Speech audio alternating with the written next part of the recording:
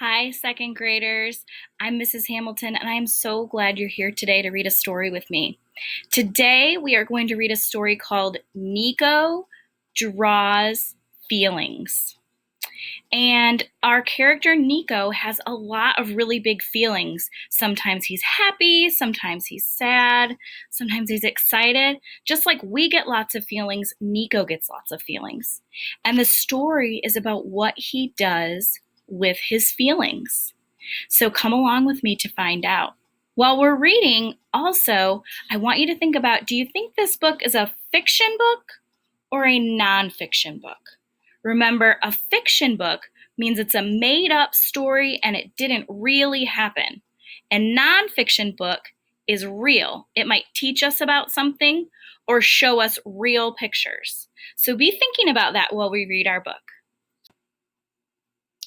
Niko draws a feeling. Niko loved to make pictures everywhere he went. He carried a box of colored pencils and a pad of paper. Because everywhere he looked, he saw something that inspired him. Think about that word, inspired him. That might mean makes him feel a certain way. Because we're talking about Niko's feelings, let's see what kinds of things inspire him. It might be a mother bird building her nest, or the low autumn sun peeking out from behind a cloud, or the ice cream truck ring-a-linging down the street. When Niko was inspired, it felt like a window opening in his brain. An idea would flit through the open window like a butterfly, flutter down into his stomach, then along his arm and fingers to his pencils, where it would escape onto his paper in a whirlwind of color. It was a wonderful feeling, and Niko tried to capture it as often as he could. Have you ever had any feelings down in your stomach like the flutter of a butterfly? I sure have. Maybe sometimes if I'm feeling nervous or worried. It seems like Niko has felt those feelings too. Sometimes he showed his pictures to his friends. "What is it?" one of them would ask. "It's the ring-a-linging of the ice cream truck," Niko would answer. "It doesn't look like the ice cream truck," someone else would say. "It's not the ice cream truck," Niko would explain. "It's the ring-a-ling." "Where's the bell?" "It's not the bell, it's the ring-a-ling." I don't get it. Sometimes he showed his pictures to his parents. "What is it?" his mom would ask. "It's the warm sun of the sun on my face," Niko would answer. "I don't see the sun," his dad would say. "It's not the sun, it's the warm." "Where's your face?" "It's not my face, it's the warm." Oh.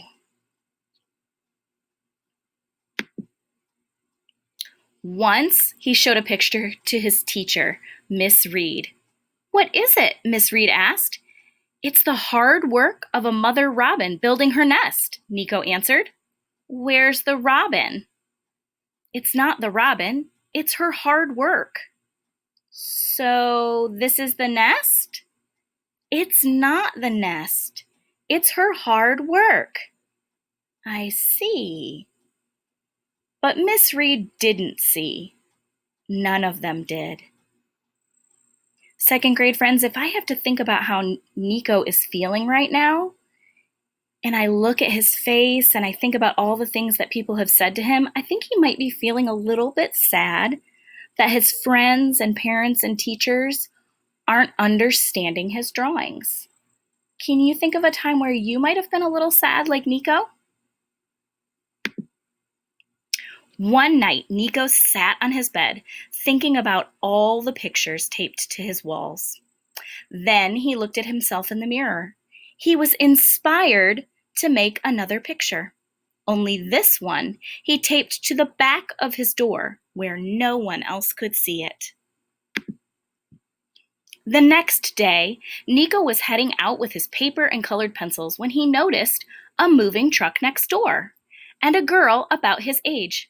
"Hi," said the girl. "I'm Iris." "I'm Niko. Hi." "What are you doing with that stuff?" "This? Nothing." "Are you going to draw?" "Well, yeah. I like to make pictures." "Can I see them?" "I don't know," he said. "You might not like them." "But I might," Iris answered. Niko decided it would be rude to say no, so he invited Iris over.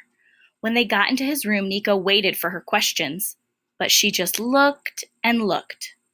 Finally, after looking at every picture in the room, Iris discovered the one behind the door.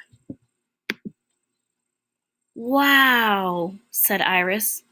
"What?" said Niko. "You must have been sad when you made this picture." "How did you know?" Iris thought. "It looks like how I feel.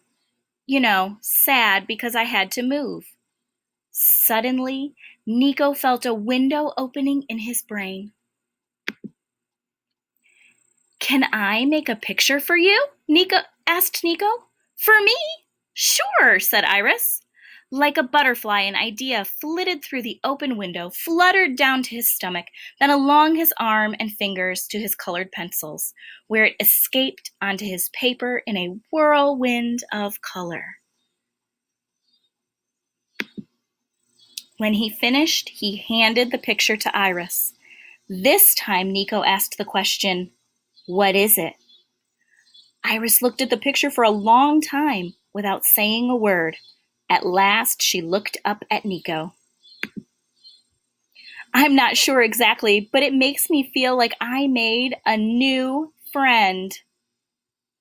Look at that beautiful picture that Niko drew, friends. Think of a time when you might have made a new friend. At the beginning of a new school year, or maybe if you had to move, you've made some new friends just like Iris. Niko stared at Iris. "You can see that?" "I can feel it," Iris replied, "like a butterfly landing on my finger."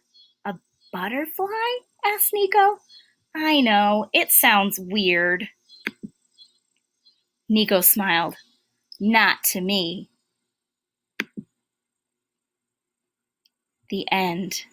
Second grade friends, I invite you today to see if you are inspired to draw any of your feelings. Maybe you're feeling really excited because we're all back at school together with our friends.